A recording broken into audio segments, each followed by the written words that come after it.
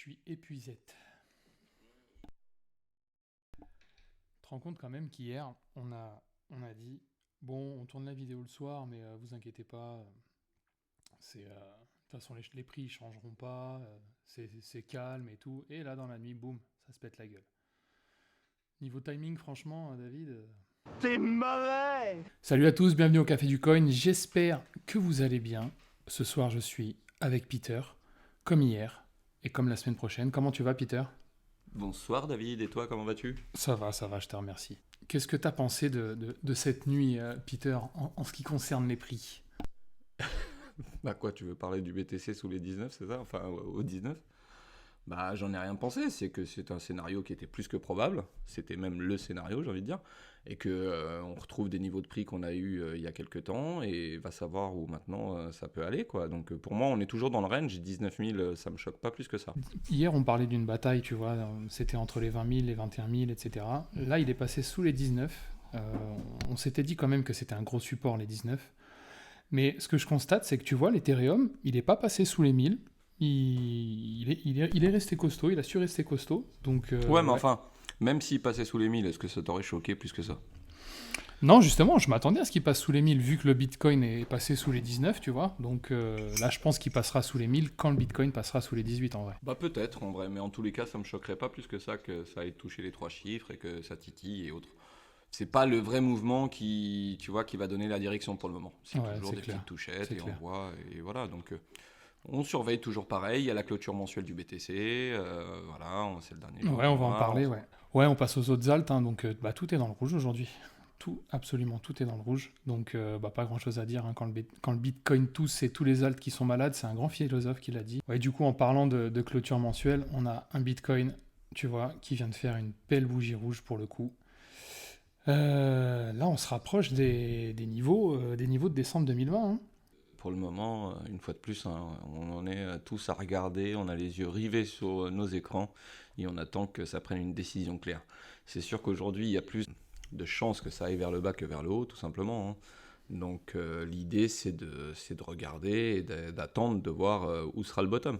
On le touchera peut-être jamais, on s'en fiche. En tous les cas, c'est pas maintenant qu'on bouge, quoi. Ouais, c'est clair. C'est clair. Pour l'Ethereum, c'est pareil. C'est vraiment le petit frère qui suit les traces du grand.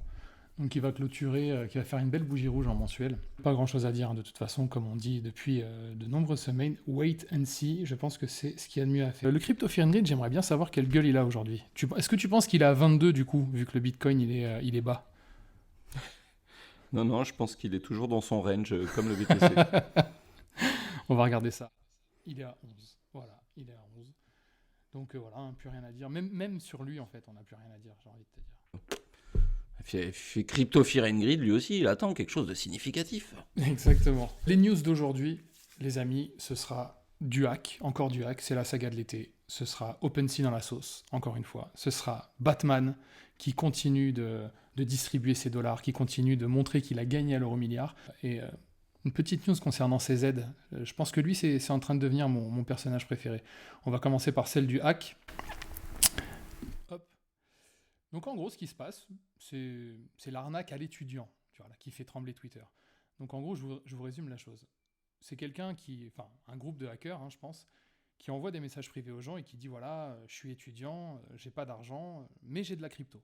Donc je t'envoie ma phrase secrète, tu vois, et tu utilises cette phrase secrète et tu as accès à mon portefeuille et je veux juste que tu mettes de quoi retirer l'argent qu'il y a dessus. Donc bon, j'ai envie de te dire, je me demande vraiment qui se fait arnaquer parce que personne n'est censé envoyer sa phrase secrète, mais bon. Donc la personne, en gros, elle envoie les fees. Et en fait, les gars, ce qu'ils font, c'est qu'il y a un bot qui, tout de suite après, récupère l'argent déposé et puis qui emmène l'argent en vacances et l'arnaqué n'a plus que ses yeux pour pleurer. Enfin, c'est une arnaque qui est un peu connue, mais sous une forme un petit peu différente. Là, ils l'ont adapté pour la crypto, quoi. Mais bon, c'est vrai que quand tu reçois un message, oui, étudiant, j'ai 5000 sur un wallet, j'arrive pas à les récupérer. Franchement, ça sent déjà les problèmes, quoi. Bon, premier truc après, que tu je dis, veux c'est bien. ça. Bah oui, non, mais on va pas se mentir. Après, je veux bien que le mec il envoie sa seed, donc toi, jusque-là, tu te dis, moi je risque rien, quoi. C'est lui qui me donne sa seed, c'est moi qui ai accès à son wallet grâce à ça, et à la limite, je vois pas trop ce que je risque. Maintenant, la curiosité, c'est que si tu veux aller voir ce qu'il y a, il était obligé de payer les transactions et d'aller check. Et lui, le petit malin, là, ou le groupe, là, bah, effectivement, ils ont un bot qui, à chaque fois que ça va pour faire une transaction sur le wallet, tu vois, ça envoie des bips au wallet tout le temps pour voir s'il se passe quelque chose. Et dès qu'il y a une transac, bah, ça l'intercepte et ça l'envoie sur un wallet différent, tu vois. Enfin voilà, faut pas être non plus trop dégourdi pour que le mec il te dise moi je suis étudiant, j'ai 5000, est-ce que tu peux m'aider sur Twitter, blablabla. Mais garde la pêche et boîte d'eau fraîche, quoi, sérieux. Déjà, tu m'envoies ta seed, il y a un problème. Il y a Non, un mais problème. voilà, si t'es un peu bête, sérieux, je peux rien pour toi, quoi. En parlant de hack et de sauce et de problèmes, on passe à la news suivante. OpenSea, donc certaines adresses mail ont fuité. Voilà, c'est un autre délire. Hein. Bon, OpenSea, c'est pas la boîte à mon père. Hein. Bon, c'est un délire. Mais je crois qu'ils ont un problème avec leurs employés, ces gens-là, parce que on a parlé du news il y a pas si longtemps avec un employé qui faisait une gruge au NFT, tu sais, avant qu'il soit mis en tête d'affiche de OpenSea, il les achetait puis il les vendait, je sais pas quel prix. Bon, du coup, maintenant les salariés d'OpenSea, ils ne peuvent plus acheter d'NFT sur la plateforme. Ce qui paraît un peu logique, hein, c'est comme quand, je sais pas moi, Winamax par exemple, le poker, les salariés de Winamax, ils peuvent pas jouer sur Winamax. Comme ça évite toute forme de gruge ou autre. Bon, bah là, même principe, sauf que là, OpenSea, pour le coup, c'est un salarié apparemment qui aurait fait de la merde et qui du coup aurait divulgué donc la liste de toutes les adresses mail d'utilisateurs. Bon, c'est une grosse connerie là, on n'est pas non plus sur la petite connerie où le mec il prend une tape sur l'épaule. Hein. Le seul truc que je constate, c'est que les salariés chez eux, ça va, c'est la fête du slip. Hein. Je sais pas qui est le RH là-dedans, mais il va peut-être falloir se poser la question de s'il mérite son poste, le mec. Hein. Bah, c'est surtout dans quel but il a fait ça, le mec, tu vois. Bah, j'ai l'impression que c'est une escroquerie en bande organisée. Le Bah, DRH, il embauche des potes à lui pour faire que des conneries sur OpenSea. Mais arrêtez vos conneries, quoi, merde. Non, tu sais quoi, ces mecs-là, ils devraient bosser pour Bankman, tu vois. Je pense qu'ils comprendraient. En parlant de Bankman, je te propose de parler de son nouveau coup d'éclat, j'ai envie de te dire. Bah, c'est la big news de la soirée, j'ai envie de dire. Hein. FTX, donc, qui avait, il n'y a pas si longtemps, je crois que c'était il y a une semaine à peine, hein, injecté 250 millions de dollars auprès de BlockFi pour les sauver un peu de la merde, hein, très clairement, hein, parce qu'en termes de liquidité, ça censé sentir le roussi. Donc, Bankman, qui est quand même un mec génial, donc, a prêté 250 millions. Et là, on apprend qu'ils sont en train de finaliser un accord de rachat donc, de BlockFi pour 25 millions. Donc, 25 millions, voilà, c'est peanuts. Hein. Ouais, c'est ça. Mais surtout que BlockFi, il y a quelques semaines, c'était pas 25 millions, le truc. Non, bah, comme tu le montres sur l'article, c'était 4,8 milliards. Bon, c'est pas les mêmes chiffres. Maintenant, faut aussi voir peut-être les cadavres qui sont dans le placard, là, parce que clairement, ça se trouve, il y a des trous là-dedans, tu sais pas. Hein, ça se trouve, c'était Ralouna, Lydie. Hein. Je te dis ça, parce que je force le trait, mais c'est le même crayon, qu'on soit d'accord. Ils ne savent Non, pas c'est pas bête ce que l'ampleur tu dis, du truc. parce qu'un truc qui vaut autant de milliards et le mec il arrive à racheter ça pour 25 millions, c'est que ouais, ça doit être un sacré sac de nœuds quand même. Hein. Bah, à mon avis, il y a déjà toute l'équipe d'FTX là, qui sont au taquet pour aller checker un peu tout ça et voir ce qu'il en est. Quand ils ont injecté 250 millions, je suppose que c'était déjà le cas. Bon, là, partant du principe que ça se passe, ils font un audit, tout est OK, ils mettent les 25 millions. Les 250 millions qu'ils ont prêtés, on est d'accord que bon, ils ne les reverront plus. Hein, ça fait partie de l'enveloppe de rachat de BlockFi. Très bien, c'était valorisé à hauteur de 4,8 milliards. Bon, il y a tout à s'il n'y a pas trop de, comme je le disais, de cadavres dans le placard, ça peut être la super opération du siècle. Et très clairement, je le souhaite à notre cher Sam, parce que nous, en France, on a Sam, c'est celui qui conduit, qui boit pas et qui ramène ses potes bourrés. Mais là, Sam Bankman au State, c'est Sam, c'est celui qui rachète. Hein. Donc lui, il a On pas a le les temps. héros qu'on mérite, frérot. Je sais pas, mais le gars, il est déter, quoi. Donc moi, j'apprécie beaucoup le même. Ce que je lui souhaite, c'est qu'il bouffe pas une banane avec, en découvrant des trucs bien chelous au sein de cette plateforme de lending, quoi. Bah, Et je pense que le ratio, le risk-reward ratio, pour lui, je pense que c'est quand même tout bénef, tu vois. oui, et puis non, ce que je veux dire par là, c'est que si ça se trouve, le deal n'ira pas au bout, tu vois. Ils vont découvrir des choses et puis le deal n'ira pas au bout, très clairement. Donc voilà, on va suivre cette affaire de près et on verra bien, mais c'est très très intéressant. C'est ça. Donc on aime Sam Bankman. Moi, il y en a un que j'aime de plus en plus, vraiment. C'est un mec qui s'appelle CZ. C'est pas lui, hein. Lui c'est Khabil Adel, c'est Je me disais, il a changé, bordel. non, c'est pas lui. Donc lui c'est la star de TikTok, tout le monde le connaît. Et donc après Cristiano Ronaldo, il devient l'ambassadeur de l'exchange le plus gros au monde.